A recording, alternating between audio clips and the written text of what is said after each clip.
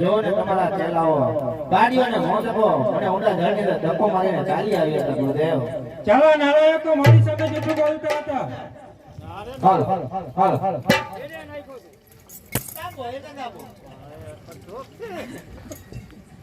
પરંતુ ગુરુદેવ ત્યાં બન્યું એવું, જ્યારે હું જળની અંદર ડૂબતો હતો ગુરુદેવ, ત્યારે પથ્થર મારા મુખની અંદર આવ્યો.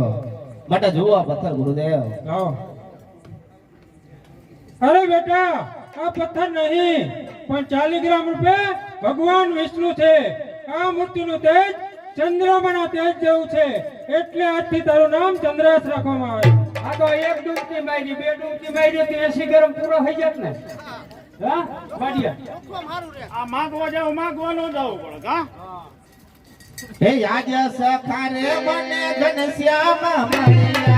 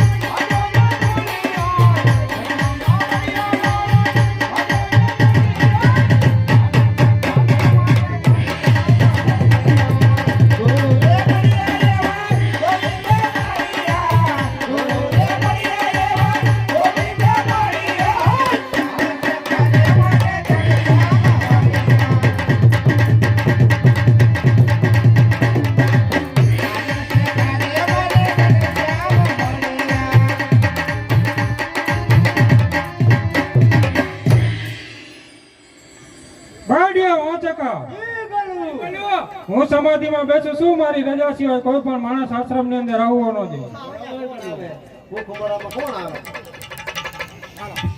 બાડિયા ગલુયા હું કીધું? બાય ના અંદર હલો અંદર બાર અંદર બાર બાર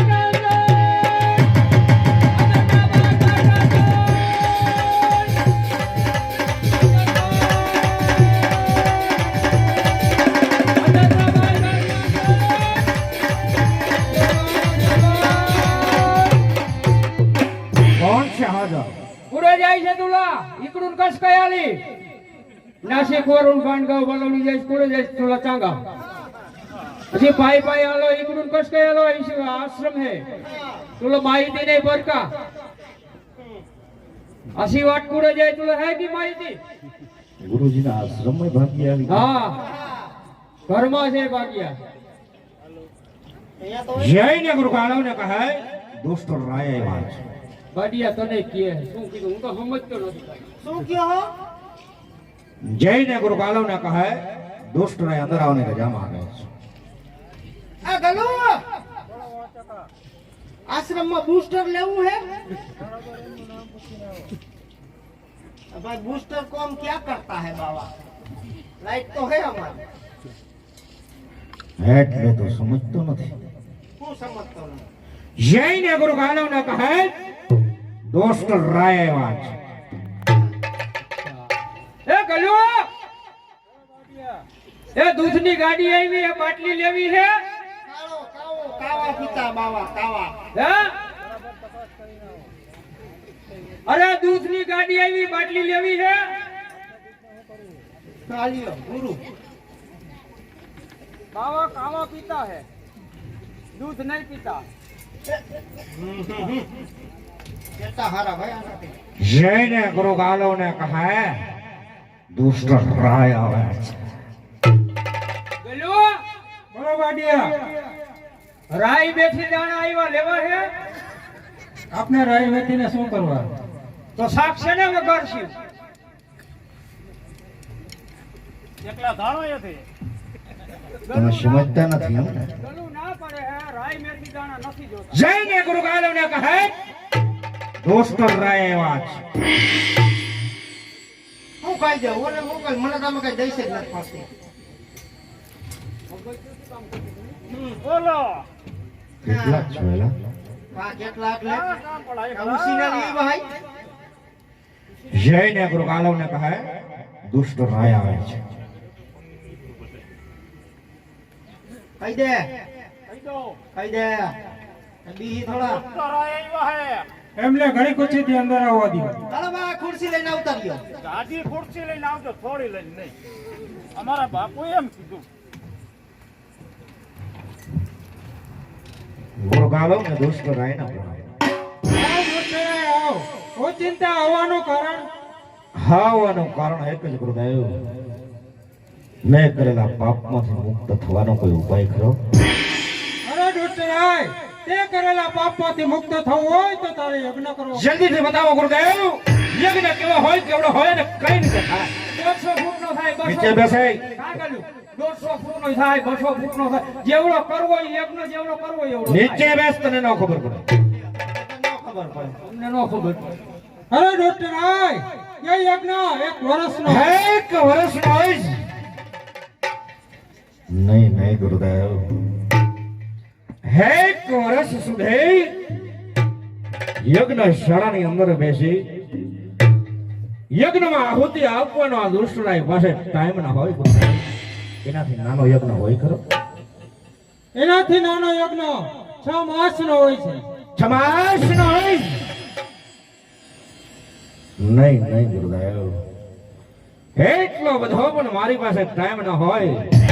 એનાથી નાનો યજ્ઞ હોય તો જલ્દીથી બતાવો. અરે દોસ્તરાય, એનાથી નાનો યજ્ઞ એટલે કે 1 માસનો હોય છે. એક માસ નો હોય? નહીં નહીં ગુરુદેવ, એટલો બધો પણ મારી પાસે ટાઈમ ન હોય. એમનાથી નાનો યજ્ઞ હોય તો જલ્દીથી મને બતાવો. અરે દોસ્તરાય, એનાથી નાનો યજ્ઞ એટલે કે લઘુ યજ્ઞ 1 ઘડીનો હોય છે. શાબાશ ગુરુદેવ, મને એ જ યજ્ઞ મંજૂર છે. આપના શિષ્ય સહિત વેરાસર મારા રાજ્યની અંદર પધારો. લઘુ યજ્ઞ કરી અને મને પાપમાંથી મુક્ત કરો ગુરુદેવ. ભલે દોસ્તરાય, તમે તમારા રાજ્યમાં જાઓ, હું આવતીકાલે વહેલી સવારે આવીશ. ભલે ગુરુદેવ, વેરાસર પધારજો ગુરુદેવ.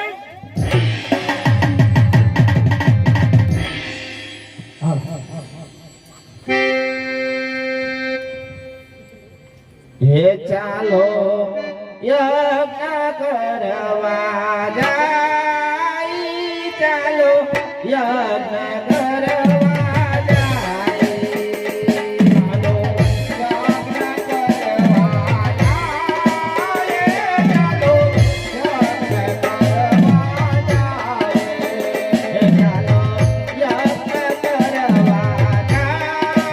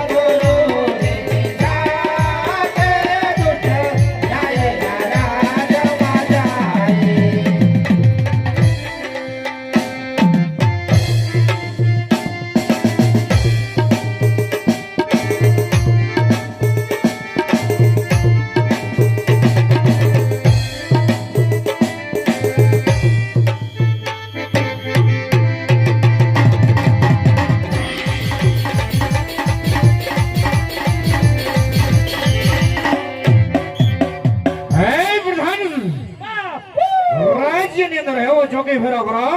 અંદરનો માણસ બહાર નહીં, બહારનો માણસ અંદર નહીં. હું આરામ કેમ કરું?